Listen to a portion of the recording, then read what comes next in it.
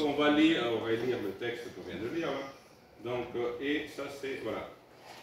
Qui de vous, je suis Luc chapitre 17, verset 7, qui de vous, ayant un serviteur qui laboure et paie les troupeaux, lui dira quand il revient des champs, approche ta vie et mets-toi à table. D'accord? C'est un homme qui a un seul esclave. Pas beaucoup, hein? Un seul. Il n'est pas riche, quoi. Juste un esclave. Donc, qu'est-ce qui se passe? Pendant la journée, si je comprends bien, ce serviteur, qu'est-ce qu'il a fait? Il a travaillé dans les champs. D'accord? Il a passé la journée à travailler dans les champs. Qu'est-ce qu'il a fait? Il dit, il a fait les troupeaux, il a labouré les champs. C'est ça qu'il a fait dans la journée.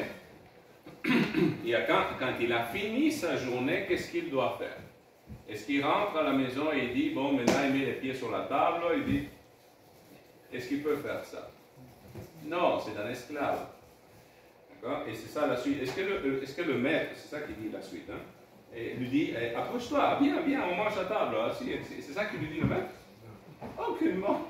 Le maître le dit, et ça, il le parle à ces gens-là, donc à cette époque où il y a l'esclavage. Aujourd'hui, on parle un serviteur. Hein, donc.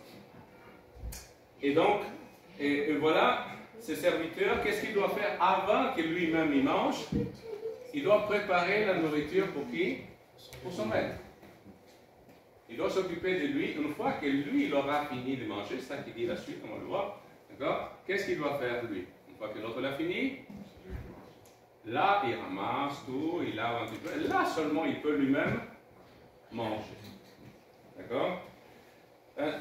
Et est-ce que cet serviteur, il travaille pour un salaire? Non. Son salaire, c'est quoi? Nourrir.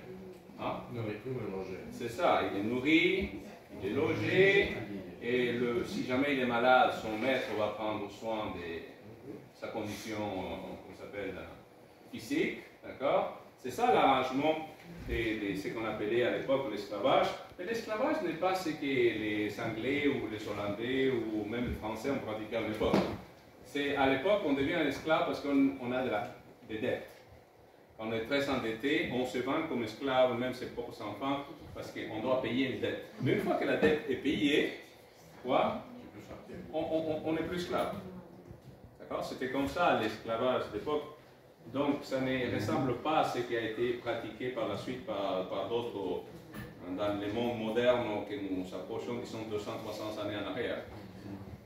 Donc, et d'ailleurs, par exemple, un voleur, lorsqu'il volait, qu'est-ce qu'on faisait avec lui? On l'enfermait en prison? Non, on le faisait travailler, d'accord, pour qu'il paye ce qu'il avait volé.